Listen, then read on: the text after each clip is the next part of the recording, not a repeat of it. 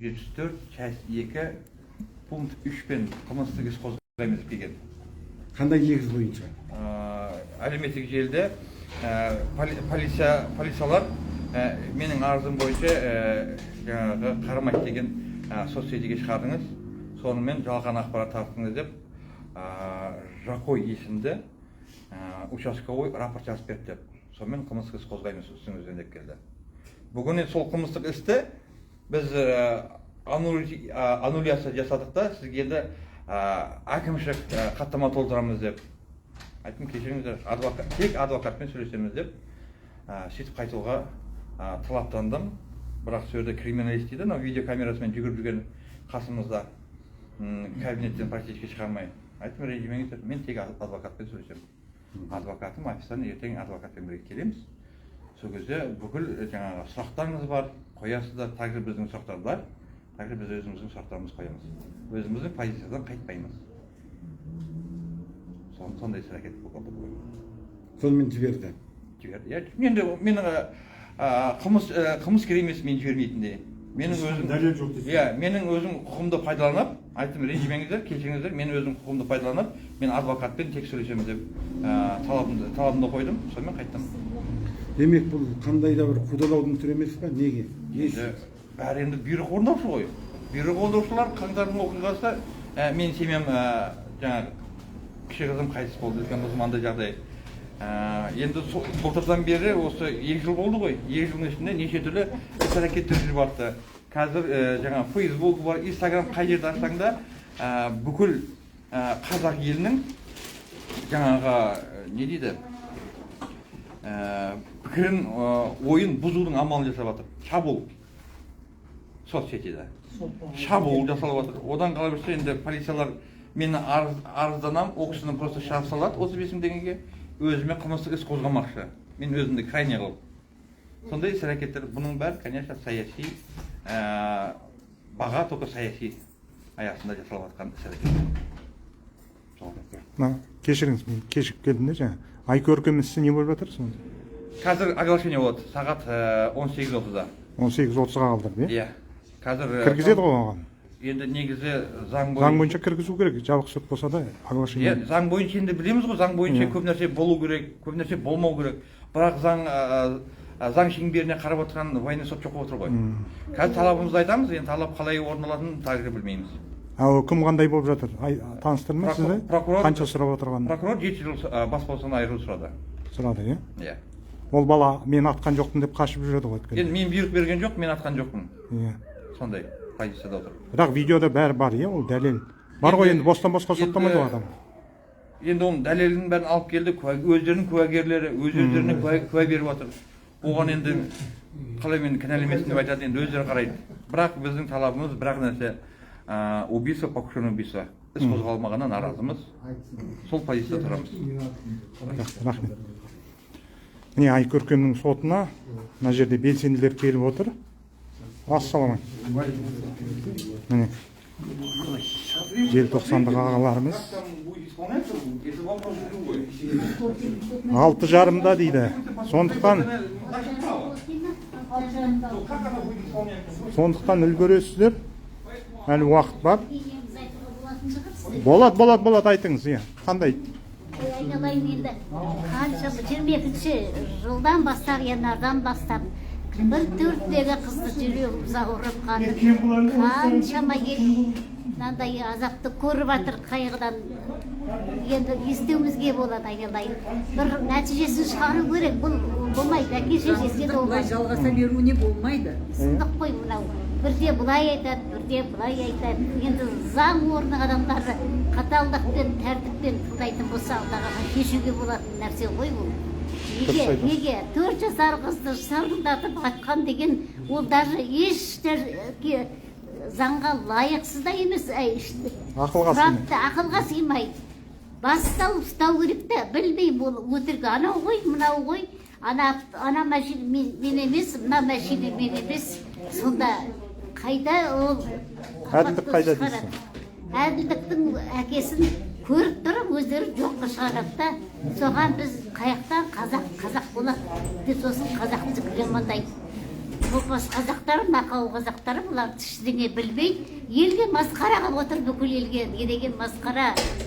Қаңтардың несінде олар соғыс ашып, олар жай митингіні ашқан балалар тұғын.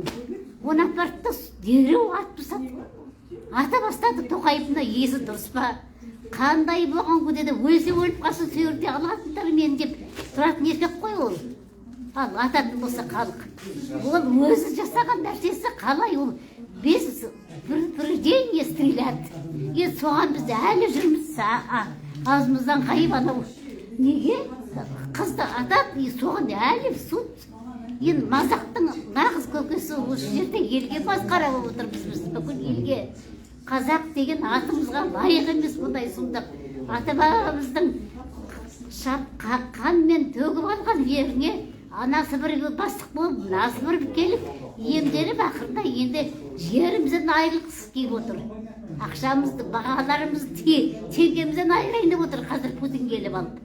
Білдіңіз бе, айналайын, бір нәтижесін шығарыңдар, заң орны, военный деген аттықта лайық болыңыздар.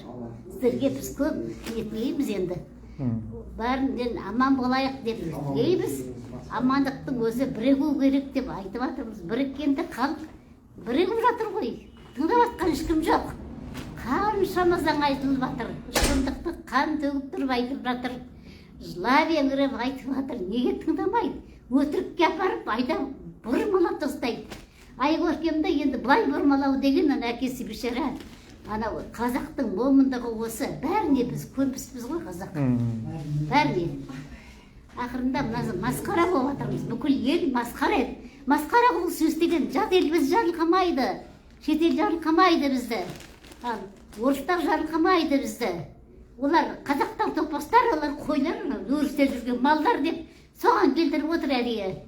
Соған намысқа тұртсымыз керек тұғын біз. Мен қаным қайнап кеткен осы, мен қазір көзім көрмей ауырып, 5 ай бойы мен де сол қаңтардың атып атқан жерінде мен де барып, жастардың артынан жабысып, атса мен де атсын деп барғам. Ажалым жоқ, өлген жоқ. Қандай қылайық? Күйіп кетеміз, сол өміріміздің бәрін өкінішпен, қайғымен қазақ өліп жатыр. Ана түрмедегі балаларды шығарсын одандағы. Осылай қайта-қайта сот бола берген шығарсын. Олар тек отыр. Анау Думан деген жігіт бишара тек-тек кетіп жатыр. Құдай-ау, ол халықтың мінін емес сөзін ғана жазып берді ғой, ол түкте қалған жоқ басқа. Ақылын былай да деген жоқ. Ал ана қыз кешегі масқарайын табылды, назымды ше, ойбай-ау. Мына жынды болып кеткен бұлар. Естер дұрыс емес. Сондай мына заманда тыңдаған сөзді басқа жаққа бұрмалап жібергені енді ешті Құдай алдында да күнәһар болып отыр өздері. Болмайды, шырылдатуға болмайды қазақтар. Үндемеген сайын басынып жатыр. Өлімдер қазақтар деп отқан шығар, бұл жер бізге қалсын деп. Осы басқа пландары жоқ. Биттай балаларға шейін атып тастағандан әлі соттағы ойбай. Өзіңіз таныстырып өтсеңіз. Қиуаз Рахымбай қызы Сазанбаева. Жасыңызды айта кетіңіз. 72-демін. Мен де көріп, қан жылады, атылып жатыр. Сол күні мен де сояқта болған. Мен содан соққа шейін аурумын. Катаракты көзім қазір егесе қараңғы көрінбейді көзім. Сонда да мен келіп, өзім демді айтайыншы. Өз пікіріме емес, менің жүрегім ауырады, ана кішкентай қызды көрген сайын жылаймыз. Әке шешесінің не болды, қалай, өздерінде бала жоқ па, өздерінде шеше жоқ па? Ой, иттің балары, ұбайды екен. Бұндай еліңе болайын деген заң орны. Соттарыңа болайын. Сәбиге оқ атқан қаныш жерді қарғыс атсын. Енді басқа не айтамыз? Қарғыс атқанда қарғыс Құдай өзі Төрелейді. көріп тұр, Құдай көріп тұр. Құдай өзіңізге де амандықты тілеймін, қалған аман болсын елдің. Еліміз аман болсын екен өзі тыныштықпен мынау көбінде бір нәрсені ана қағып кетті машина, ана өлтіріп кетті, осыдан басқа түк естімейміз. Неге қаға береді бұл машина? Адамның өмірі сондай құнсыз болды. Бассап қалмай өлтіріп жатыр. Зорлап жатыр, ана қыз зорлап жатыр. осындай мына сұмдық қой мынау енді мынау еліміздің не істеді бұлар а жұмбақ саған жатырды ма иә қайнайды қаның мына ашиды жаным деп мінездерін көргенде де анау абай атамыз айтқандай не деген масқара сөзім жоқ енді анау ұялмай отырып бастықпын деп Тоқаев пен Назарбаевтың істеген істері осының барлығы балық басынан шірейді шіріп жіберді халықты